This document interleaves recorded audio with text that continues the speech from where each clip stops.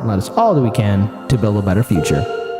I want to be very clear with this story here, because we're going to be talking about right now an accusation that's being made that there's a lack of accountability with Black Lives Matter. Now, we here at Heartlands Media covered the George Floyd protests. We covered the rise and buildup of Black Lives Matter, especially how it happened under Barack Obama's presidential administration of all things.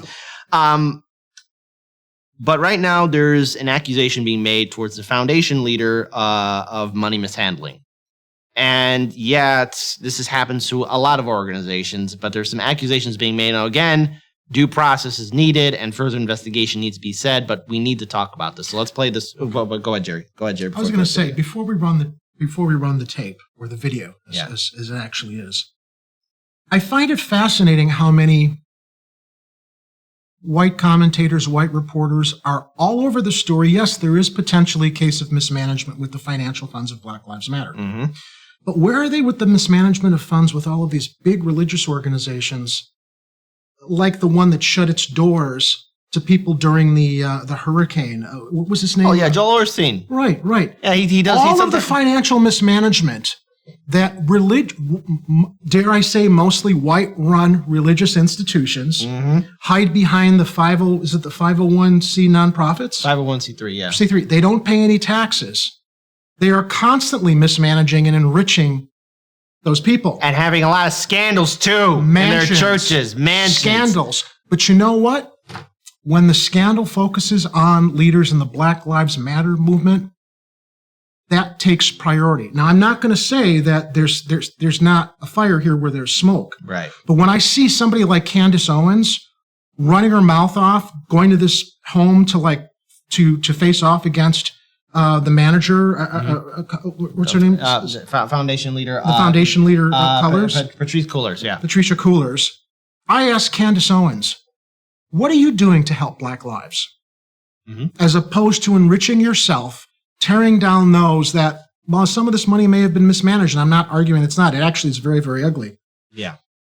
There's some effort there, as opposed to everybody that's trying to ignore and say, Black Lives Matter is fake. Right. Now the thing is though, we got an awesome commentator who just joined us as well in the live stream chat. I want to acknowledge him, JB Font. If you're not following him on social media or following the work that he does with Revolutionary Blackout Network, he says this: the movement's become co-opted by neoliberals, which again is something else that happens to a lot of progressive and independent media, or independent media, of course, is TYT, but also other independent organizations and activist groups. And that does happen, unfortunately. Unfortunately, does happen. So, it doesn't help our cause. Yeah, and JB Front brings it up perfectly. So, again, shout out to him. And if you're not following the work that he's doing on Twitter or the rest of the crew at Revolutionary Blackout Network, please do so. Now, look, let's, for context sake, let's play this video and hear it out. Of course, it's from MSNBC, so hold your breath.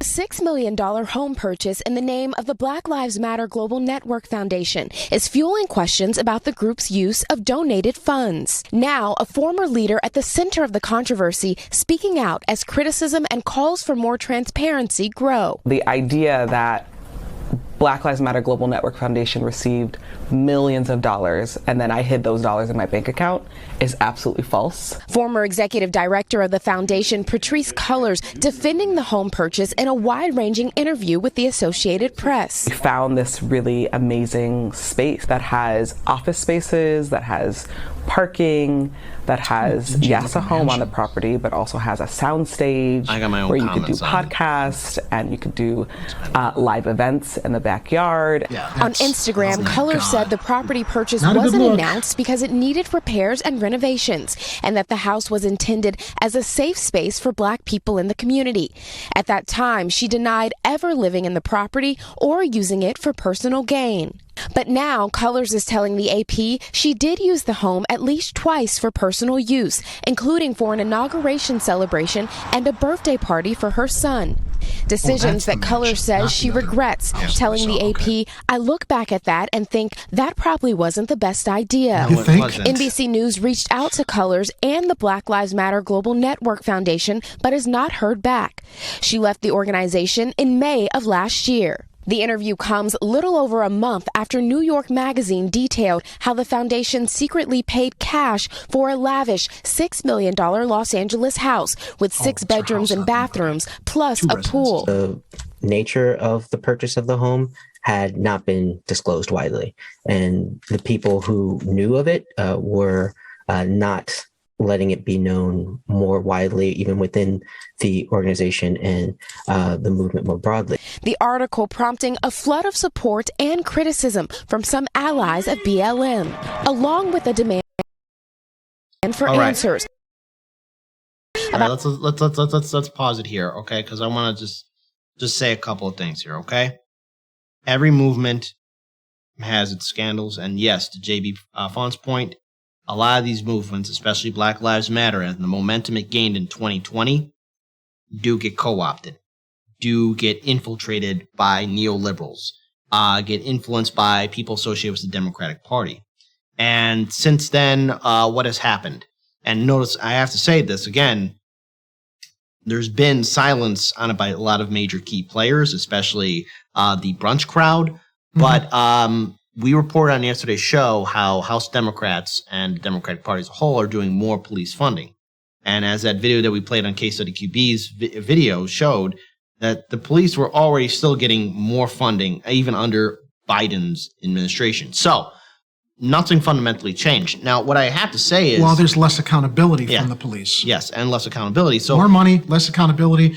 Black Lives Matters founders, leaders mismanage the funds. Yeah. They're the ones who've got to go to the gallows. And I'm not saying that I'm not condoning it. No. But it's all about priorities and using it to ignore the other problem. Here's the thing too. Like, look, we have a studio here. I'm very proud of the work that we do here. And what I ideally like I like a big sprawling space where we got 6 or 10 different stage sets where we're doing all this kind of great stuff. Yeah, that costs millions of dollars. But the thing is, wouldn't that funding be better used to have maybe a studio maybe in the inner city of LA, maybe refurbish it, make it look nice, get the young children in said impoverished communities, Black communities, Latino communities, get involved in media, journalism, doing podcasts, radio, all that. I mean, if you want to do something like that, don't waste your money on a goddamn mansion. While it looks nice. Let me say something about the mansion, though, because I listened to some news reports on the way in. Apparently, the mansion has some creative space where they can do podcasting and stuff. But I think that these are like little things. These are little things to excuse the fact that they spend all the money on this property so that these people who are enriching themselves can use it to their own advantage. So yeah, you are absolutely right. Plus, I think that they claimed to raise $90 million last year. Yeah. They are reporting to the IRS that they don't have they don't owe on any taxes while spending the $6 million on these luxury properties and not accounting for the rest of it. Yeah. So, I mean, if you're going to do activist work, if you're going to try to make an impact on the community, that's where that money's supposed to go. So obviously it's a very valid question that the Indiana Attorney General has raised in this. But I will also say, again, it's a very, very convenient scandal for white people in power to focus on, while they always focus on just the black on black crime. And they basically use it as a way to completely diminish the fact that there is a problem with Black lives not mattering. Yeah. So here's the. I mean, definitely, you are correct, because there's been a lot of people that have been going after, especially those who are more conservative, or even neoliberal blue dog Democrats, and the liberal elite have also been going after Black Lives Matter. But this doesn't help them out. And see, here's the thing. I also want to bring up this here in the live stream chat. Where Pilgrim says, yes, refurbish a building located in the heart of the community. Yes. And then also 1848 Revolt says, just volunteer in your neighborhood. I got a lot of old folks that need help around me. And the thing is, $90 million can do a lot. Yeah. With the foundation to actually hire lobbyists, hire more representatives, to lobby our representatives. There's so much good that money could go towards, and that they can't account for all of it without really solving some of the problem. I mean, every nonprofit organization has to pay its employees. They can't work for free, but it's the exorbitant amount of money that's gone to a lot of these people and the amount of money that's unaccounted for, without really seeing any progress on look, when they talk about where's the money going, we need to see more investment in the communities. That's not the job of Black Lives Matter. That's the job of Black Lives Matter to lobby our representatives. Exactly. Because when we talk about black on black crime that's happening in impoverished communities that are like blown out war zones, like here in Chicago, we talk about this all the time. The mayor's got all these TIF funds. All of that money goes to enriching downtown to draw tourists. It does not go to the neighborhoods that need it. It doesn't go to open mental health clinics. It doesn't go into the right directions to actually maybe help stave and prevent a lot of the crime in advance. Now, I also want to bring up something else here. We got Colin Radix Carter says $90 million can do a lot for mutual aid and direct action causes, which, again, I want to give a shout out to them. Revolutionary Blackout Network. They do a lot of the co-hosts there, from Sabrina to JB Front to Rome and the entire rest of the crowd there, too.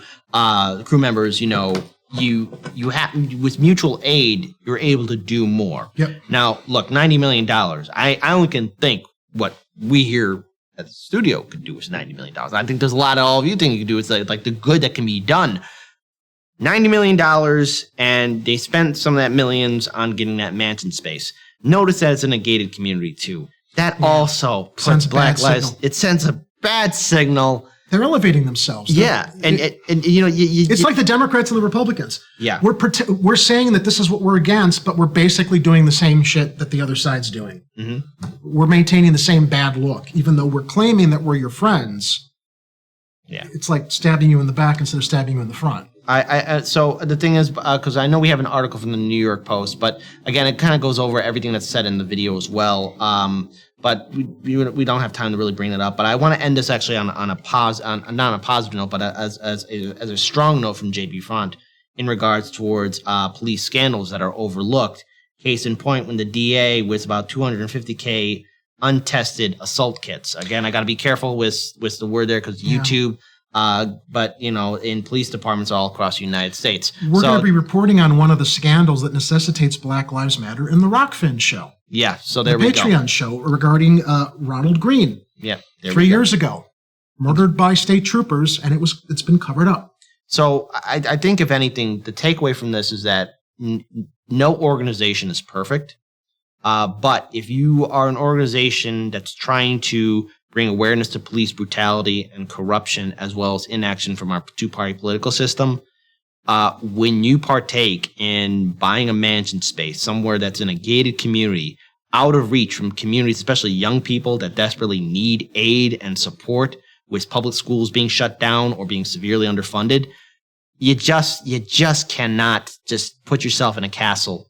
You got to go out there with the people, because if you're not out there with the people, you're money corrupts. Yeah, and that is correct.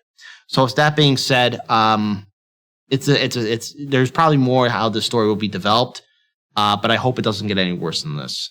All right, because if this is it, so be it.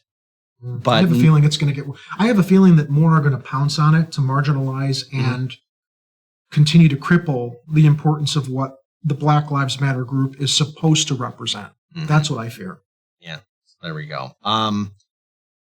I hope it goes away, but I hope it goes away too. But I don't think that's the case. Candace Owens is doing a documentary on it. I wonder how much money Candace Owens is going to make for herself that's not going to go back into helping Black lives in the community. Yeah.